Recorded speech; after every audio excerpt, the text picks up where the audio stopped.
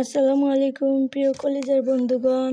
আমি এখন আজকের আয়োজন আমার ইলিশ মাছ আর মুরগি ভাজি হবে, লতি দেওয়া হবে, ইলিশ মাছ ভাজি আর মুরগি ভাজি হবে। তার জন্য ইলিশ মাছটা আমি আঁশ ছাড়াই নিয়েছি একটা চাকু দিয়ে। এখন আমি এটাকে টুকরো করে নিব। তার জন্য আমি কাটিং বোর্ডে নিয়েছি। আমার এই চাকুটা কিন্তু এমনি ফল কাটা চাকু, এটা দিয়ে ইলিশ মাছও কাটা যায়।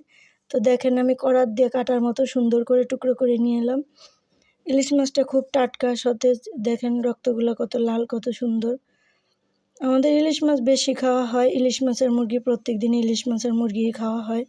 আর ইলিশ মাছ তো আমি অনেক পছন্দের মাছ, এগুলো আমি খুব পছন্দ করি, যার জন্য ইলিশ মাছই রান্না হয়। আর লতিও খুব ভালো। আর লতিগুলো আমি বেছে কুচে নিয়েছি। এখন ইলিশ মাছটাও কেটে নিয়েছি। তারপরে আমি মুরগি টুকরো করে নিব। ইলিশ মাছগুলো তুলে নিয়ে আগে, তারপরে মুরগি আমি টুকরো করে নিব। বড় বড় রাখবো, অবশ্য ছোট ছোট টুকরো করব না। মাছগুলো ছোট করেছি, মুরগিগুলো কিন্তু বড় থাকবে। তার জন্য দেখেন একটা রানের পরে যে অংশটা থাকে থান বলে অনেকে, তো ওটাকে আমি 2 টুকরা করে নিব। এত বেশি টুকরা করলে মুরগির হাড্ডি, তো তাই এটা হচ্ছে ফল কাটা চাকু। তাও মুরগি কেটে নিলাম। আমি এই চাকুটা দিয়ে সব কাটাকাটি করি।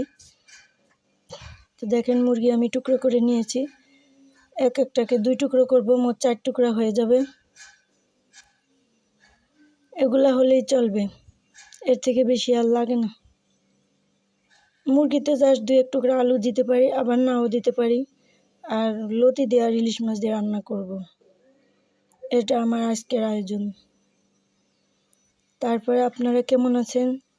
আমার ভিডিওটা প্রথম থেকে শেষ অবধি দেখার জন্য অসংখ্য অসংখ্য ধন্যবাদ, ভালোবাসা।